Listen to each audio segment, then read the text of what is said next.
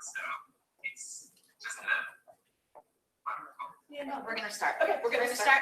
Okay. Hi, everybody. Welcome to our first annual COE Brown Bag for the 2017-18 school year, academic year, sorry.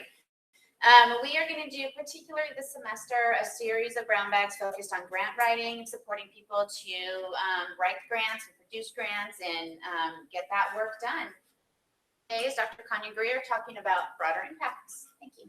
Thank you guys so much for having me.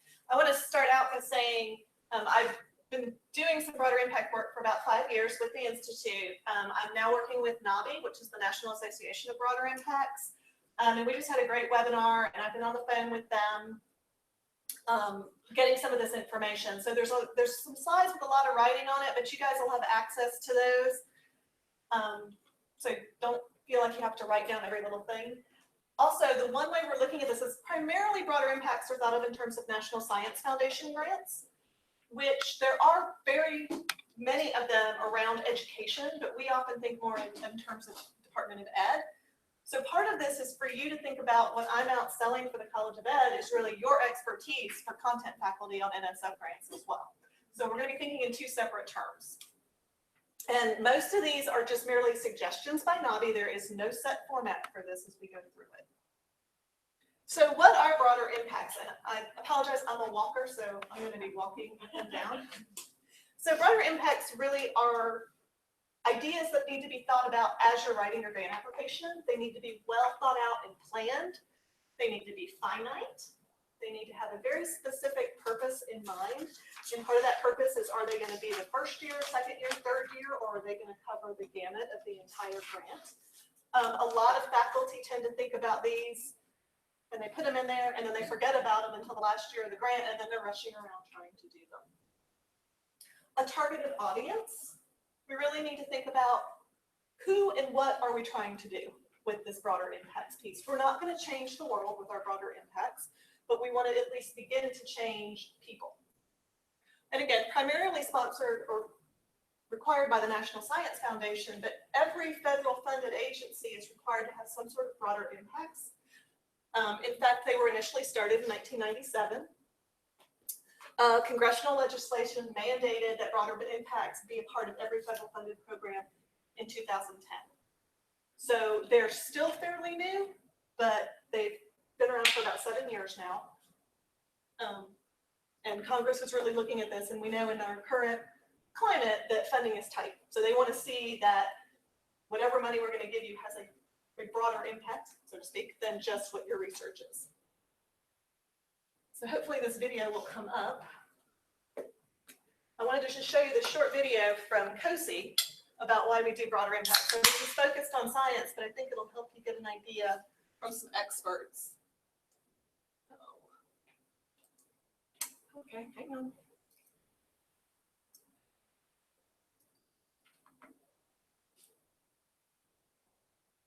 Talk amongst yourselves. It worked this morning in my office.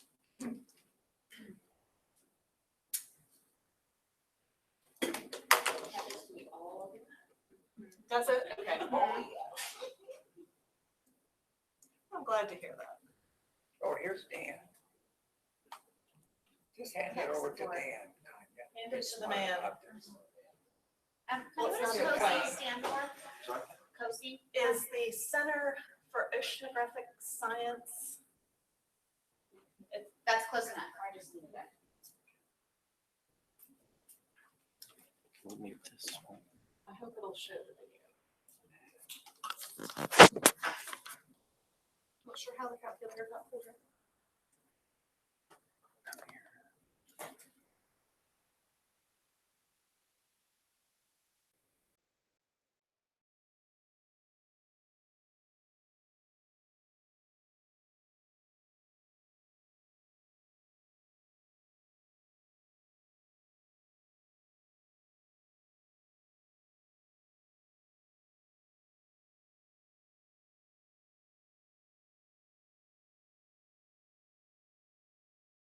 Scientist broader impact wizard. So you can log into this You don't have to log into it to watch the video, but the video is actually very good, talking about all the different pieces of the broader impacts component that you need to have in your grant application. Again, it's focused on science, but again, thinking about this from how can we help our scientists with broader impacts. There is also a wizard on here that you can put information into, and it will sort of generate a report or a broader impact statement for you. I'm not saying it's going to be perfect, but it'll get you some ideas flowing. Okay, so there are 9 types of societal outcomes that we look at when we're talking about broader impacts. We're really looking at that full participation of women, underrepresented minorities, and people with disabilities into STEM. We're looking at improved STEM education and educator development at any level. And I highlighted that one because if we have faculty that's their focus, who are the experts on campus? You guys. Increased public scientific literacy and engagement, improved well-being of individuals in society, development of a diverse, globally competitive workforce, relationship with academia, increased economic competitiveness, and increased infrastructure for research. Now, NSF does not want you to do all 9 of these. And people actually, I've read a grant report where they actually tried to do all 9 of those. There is just no way. Usually there's going to be some overlap, but if you can focus in on 1 of these or 2 of these and bring that out in your broader impact statement so that your reviewers know this is what we're focusing on, that helps. So there's 5 elements to writing a broader impacts piece, so we're going to go through those. The first question you have to ask yourself is, what is the potential of the proposed activity to benefit society? Okay, so why? Why are we doing it? You have to consider your audience size and also how much time you're going to take to do it. There's a trade-off. Bigger audience, less time, bigger audience, more time, smaller audience, more time. Think about that in terms of, do you have the time? And is it scalable after the funding project and sustainable?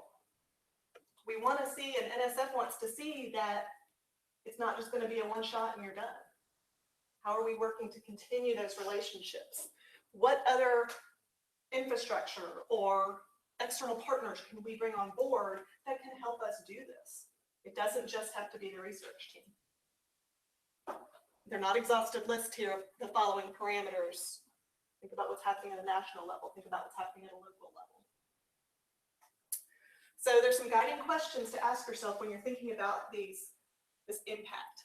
And that is, are they clearly described? Can I clearly point out what I want to do with my broader impacts? Have I described my audience? Have I talked about how I'm going to recruit my audience?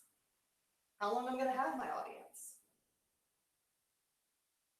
And the big thing about the bottom one is what I've described as my broader impact activity tied with the goals of my research?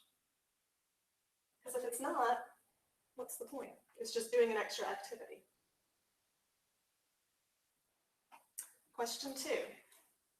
To what extent do the proposed activities suggest and explore creative, original, and potentially transformative concepts? This one gets hung up a lot because we think it's got to be brand new. It doesn't. Your piece of it needs to transform, but it could transform something that's already happening. So, base them on evidence-based principles. If you're using an existing activity, say there's a summer camp that we have been doing here at Georgia Southern, I'm going to use baseball. And you think, I have this great statistical package that I want to teach kids how to use. Well, baseball has a lot of statistics in it. Can you leverage that baseball camp to go in and provide a statistical package to those kids in training? Use what's already out there. Doesn't have to be that new. You're just transforming what's already done.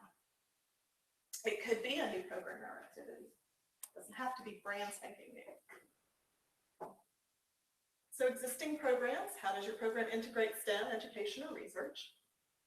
What new elements are you going to introduce into that program? Is it grounded in relevant literature? So that doesn't mean you have to do a full literature review, but is there a basis for what you're trying to do with these kids or adults? If you have a new program, what other partners are you bringing to it?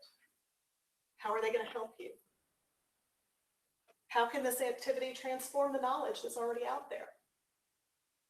What are we doing different if it's a new activity than something that's already been done?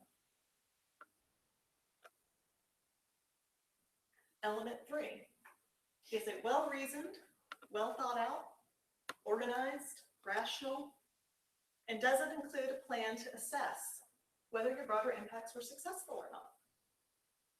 Now, they know if it's a new activity, it's going to be very hard to assess whether it's successful. But they want you to take your best shot at it. We need to state the need, what's going to be contributed to our field by this. We need to have measurable SMART outcomes. Are we all familiar with SMART from 10,000 years? And we should have a method of measuring what our outcomes and goals are for the broader impacts. If we're going to do broader impacts that are going to go in and have a faculty member talking to a class on engineering, what is the outcome of that activity? What is it that we want to see? If we're going back to our societal outcomes of transforming STEM education for women and minorities, if there are no women and minorities in the engineering class, have we done what we said we were going to do?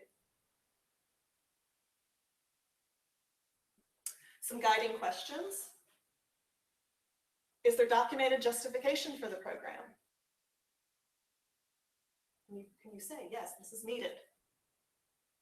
What effective practices is the activity based on? How will the outcomes be measured and who will be conducting that measurement? Again, for content faculty on campus, this is where I want to get educators involved. You guys have the expertise in outcome measurement, especially when it comes to improved educator and educator training.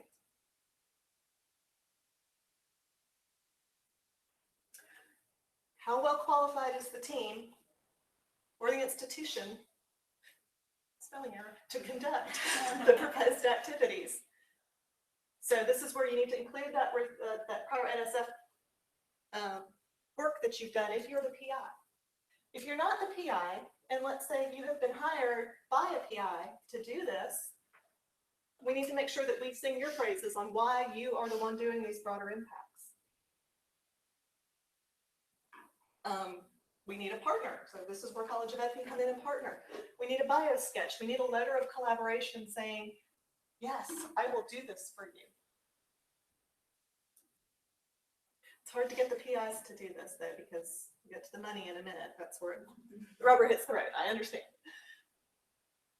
Are the team member roles and credentials described? Does the team have the experience to do this? Learned last year that I probably need some more experience in running a summer camp before I run a summer camp. But you know, you learn as you go, but you still have the experience with students and people. Are there adequate resources available to the PI or the representative to carry out the proposed activity? Does the budget allocate for BI activities? So NSF and NABI, well, NSF doesn't say it, NABI recommends 5 to 10% of your budget be directed to broader impacts. Trying to get content faculty to do that is difficult, but nobody should be doing broader impacts pieces or involved in that without getting some compensation for it, especially depending on the scale of it. You got to build in your time for travel to these places, your materials and supplies. Do you want to bring students back? Are you sending students to research conferences? Do you have teacher professional development? Are there materials in there for that in addition to what you're doing with your research? Needs to be provided in budget justification as well. Can I ask a quick question? Sure. So are you saying, let's say you have some, theoretical scientific question that you're asking that's the meat of the NSF proposal, then the 5% of the budget has to be, bring in some teacher for professional development to share that idea. Is that what's meant by that? It's not, there's no have to it. It's suggested that you allocate at least 5% of your research budget to your broader impacts. If that's bringing teachers in, Yeah, if you're doing the STEM education right, one. then you want to be able to pay for those teachers to come in. Yeah. So you want to give some money to that. I guess I think a lot of the grants we do, the whole thing is broader impact, because we tend to be Right. training teachers and working with children. But we still, if you think about it, we still have a finite group. So if we're training teachers in College of Ed And I'm thinking of a discovery research K-12 with NSF. They still want to see a broader impact. So if you're bringing teachers in to do a module development in biological sciences, is there something else you could do with students? Got it. To bring that knowledge. To get them excited about it as well, to show off, like, we're gonna develop these lesson plans. Well, let's bring the students in and run them through the lesson plans. It's kind of like knowledge mobilization. I'll talk about that. Okay. Antonio, did you hear Dr. Linderholm, knowledge mobilization? So it's, again, we should not, broader impacts are not gonna cost nothing. And indirect funding from grants are not gonna cover your broader impacts. You need to make sure, if you're not the PI, if you've been hired to do it, or if you are the PI, that if you take a month of salary on a grant, is that covering just your research time, or is that covering your broader impact time as well? So, because if you're gonna spend all your time doing research, when are you gonna do your broader impacts? So. Does the institution have an infrastructure to support your broader impacts activity? So we have continuing education that runs summer camps. Find out what their summer camps are. We have National Youth at Risk. Is there some place we could do something there as a broader impact as part of a conference presentation? Is the scale of the activities appropriate to the overall scale of the program? You have a $2 million grant and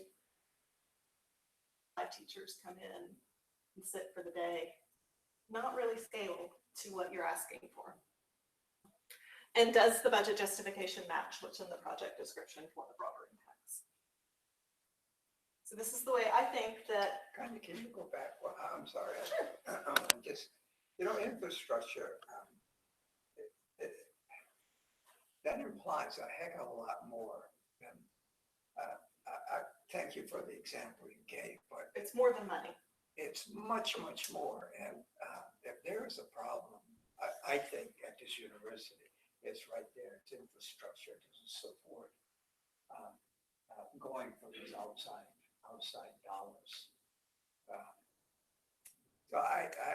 that's boy. Maybe And because that- of lack of VPR, that kind of thing. Positions of people available to. Even a lack of, how do I say this, professors who are qualified to participate in these issues. Or at least I have found, it's even professors who know when you ask them to do something because it's required, they have absolutely no idea and they resist the living daylights out of it. And so it's also local knowledge, I guess. I'm not exactly sure how to say it, but it's a type of knowledge that they have to have about the processes. Well, and that's where, I'm gonna go forward here, that's where I very think complicated. that the Institute can really help you all and help the content faculty bridge the gap between what they think they know and want and what is realistic.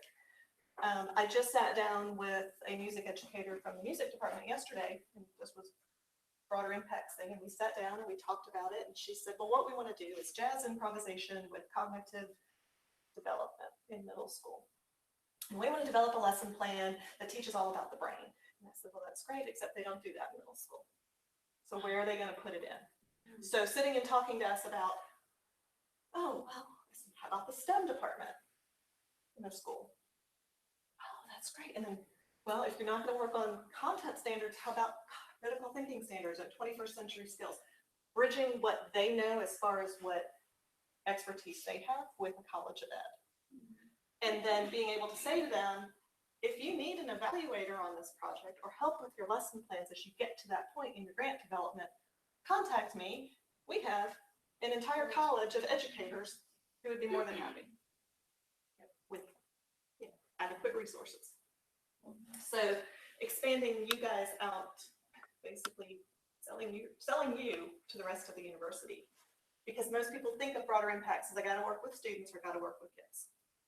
But there's industry. Industry wants to know that education is impacted just as much as the heavy duty content research.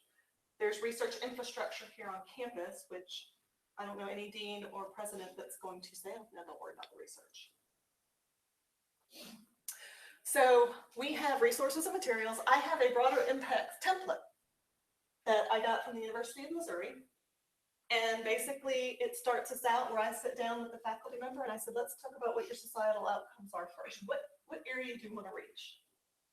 We then develop some goals based on that. We talk about how they're going to assess what they've done, what their budget might be.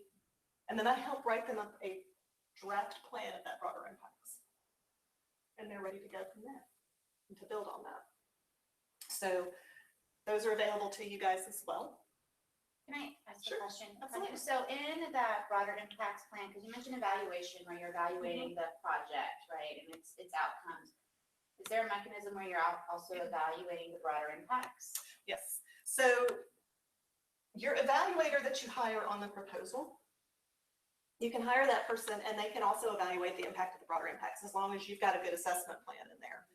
Or you can hire somebody else to do that work. But there's got to be a mechanism for evaluating whether that broader impact was successful as well. Again, based on what you're doing, because that's the societal outcome that NSF wants to see. The impression I got, and this is my language, not theirs, is that most research that NSF receives projects on is good quality research. So they really are looking at these broader impacts and those intellectual merit components of the grants to see what's going to stand out.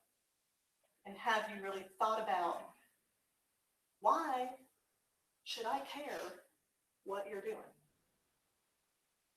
You know, it's money is tight. We've all got to make sure that we tell the rest of the world why it's important that they should know what we're doing. So it isn't just NSF, NIH, USDOE, a lot of foundations want to see the broader impact of the money that they give you. So getting started. As a PI, or even if you are connected with a content faculty and they're saying, I need help with broader impacts, let's start with what do you like to do?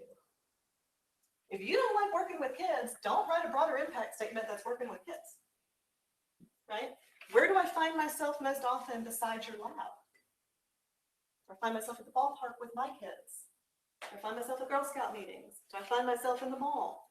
Can I leverage that as a piece of the broader impacts so that you're adding something on, but it's something that you're already doing, whether or not you're there in a professional capacity or not? Who can help you? Who out there can assist?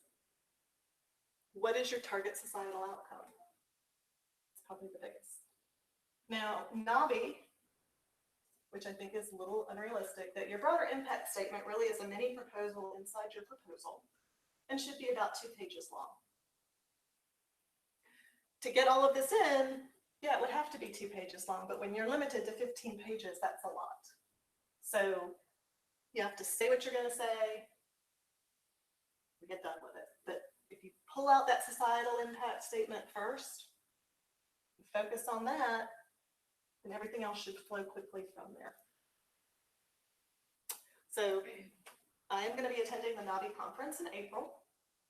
Georgia Southern is a member of NABI, so there are resources online for you there. Again, I have the templates and I have some guiding questions and that sort of thing that can help you all. But it's a constant learning pattern. And again, there is no set way to do this to guarantee that it's going to work. But the more information you can provide those reviewers, the better. Any questions?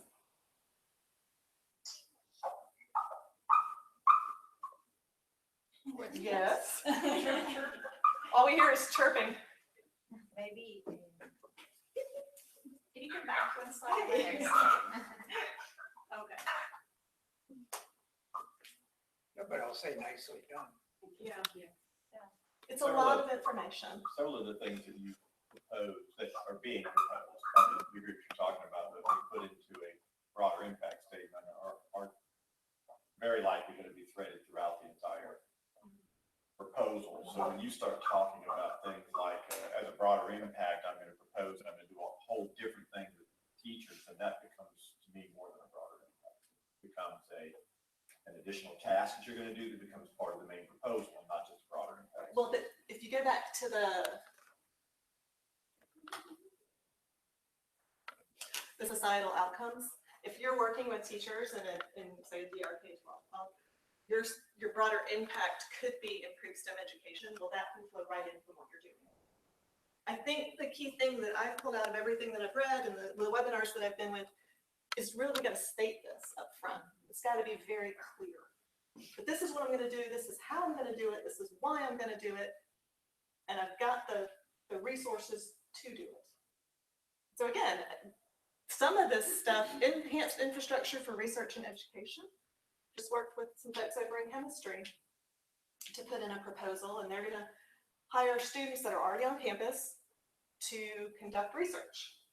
That's enhancing their research structure. There was more to it than that, but again, there's things that we could already be doing that we're going to make more purposeful in our grant proposals to reach out to share what we're doing in our labs and in our classrooms and to get that out to society. And to have a mechanism in place to evaluate the effectiveness Yes. of that type of outreach. Right, so in their case, they wanted students to be able to have better access to graduate schools and also to be able to show off the chemistry department to recruit, retain, and graduate students. So having more research opportunities provides them that opportunity. Is that a question? Yeah, okay, this is a foundational question. Okay. I'm struggling to see the difference between the broader impacts and other grant opportunities. I mean, to me, some of this is wording and where you might emphasize certain things, but it's not much different than some of the other grants that we see at DOE or anything else. What is it about the broader impacts opportunity that you find to be most different than most? Okay, so broader impacts is not a grant opportunity. Okay, It's- well, great, see, now there you go. It's done. Question next. It's embedded as congressional legislation to be a part of grant applications. So you could be applying for the one that comes to my mind is one we did with engineering for a major research instrument. Yeah. That has nothing to do with anything. Well, what's the broader impact for that? Well, we're going to provide for teacher professional development to come in and learn how to use this equipment and build on their engineering skills as a part of their research grant. That's cyber. That was the nanotech. Oh, okay. So we're going to teach teachers about nanotechnology. They're not going to have access to this $250,000 machine, but we can at least use it to show them how nanotechnology is changing the world. So maybe let me add on to that, and it sort of relates to my earlier question. So let's say your whole grant was about how to improve STEM education. Do you then need something, extra and above and beyond, since it's already about a broader impact? You know what I mean? Not necessarily something above and beyond, but pulling out the piece that's going to touch on one of these 9 things and specifically state, through this research, we are improving STEM education and educator development by X, Y, Z. So it's instead of a focus, it serves as a connector. This is the Yeah, okay, so this is connecting my overall arching idea and how it will impact several. or connecting your research to the world. Gotcha. Because when we're out working with people or industry and we're saying this was funded by the National Science Foundation, most people are going to look at your poster presentation or whatever and get lost in the technology, the terminology, and the minutia. What's the outcome? Gotcha. Okay. Not just on the research, but how did that impact what? And it would seem to me that if we are targeting that number to improve STEM education and educator development, that our broader impacts can encompass more of those bullets. And thereby Absolutely. get a stronger. That's proposal. okay, yeah, that's what Right, so, and again, I highlighted that one. Right. 12, Right. education somehow. Right. I highlighted that one because that's the one that Yeah. stuck out as far as like, if we were working with content faculty, that might be the one that we can go, this is what you want to do. Let's start here. And then how do you want to do it? I mean, but, working on cybersecurity grants, 6th grade students are not inherently going to increase national security after one summer camp, but they might break it. But, if I'm going to take that and write a bigger proposal with that, this could be something I direct toward the future. My plan is to do this. If it's a new program, it's gonna be very hard to assess the impact. But it's still gonna be there.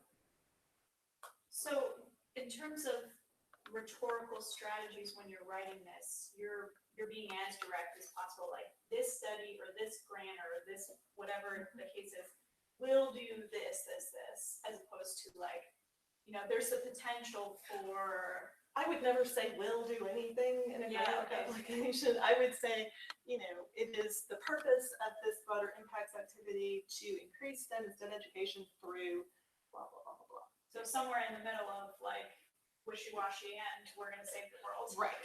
I mean, and the only reason you don't want to say we're going to save the world is if when you assess and evaluate, And you what can't if do that. what if you Yeah. didn't save the world? What if you actually caused its destruction? Right, Yeah. that's where in my mind I was like, what is the rhetoric, what is the actual language of this piece look like? It should still be, third party, just like the rest of your grant application. It should be written for reviewers. We all know reviewers don't come from the backgrounds that we have. They come from a variety of backgrounds, don't use a lot of lingo. Spell it out for them.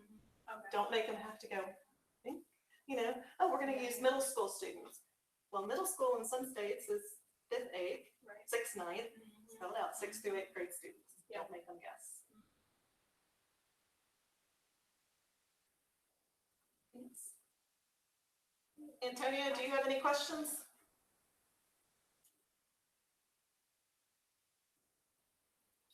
Sorry, Okay. quite the feedback. No, I think it was a great presentation. And I think that, thank you, number one, for coming. As the chair of the current research committee, I want to definitely thank you for the time that you provided. I think part of it for all of us at the research committee was to give the college an opportunity to learn more about grant writing. And I think for me, element 4, I think was the most critical, which is letting faculty know that it's not something that they have to do by themselves. And that's why I was very pleased to see the email coming from Tracy about the NIH opportunities so the faculty know that they can collaborate with public health or other institutions or units throughout the university in a grant opportunity. So thank you, Kania, appreciate it. I mean, it is very important to know that nobody's out there having to do this alone. I mean, the institute is here on campus to help you and to help the rest of the university community. There is no way that I can do every broader impact. So believe me, when I'm out there talking to folks, I'm thinking constantly about who's at the College of Ed that could help with this. And I'm dropping names constantly. So we have to get out there and toot our own horns. Yeah. I mean, most academics are not here because they woke up one day and go, I want to be an academic. Something led them to this, and they are teachers, whether they, want to dig their heels in about that or not. They are educators as well. It's just a different type of education that they're used to. And faculty who work with engineering students are not going to feel comfortable going into classrooms, but if you can bridge that for them and help them be comfortable with that, that's an awesome opportunity. Plus, there's opportunities for you guys. Think about it in the reverse too. If you do a discovery research K-12 NSF grant, your broader impact can be going out and finding a content faculty member on campus to work with. It goes the same way. So that could be them coming in and working with teachers or something like that. So it can go both ways. Awesome. Alrighty, well, if there's no more questions or comments, I'm gonna turn off my presentation. I'm in room 3161, come on by. Thank you. And we're having an open house tomorrow. Thanks, And- Rachel. Thank you so Yeah. much. Thank you. We also have a conference coming up I'd like to encourage you guys to present at. Notice for this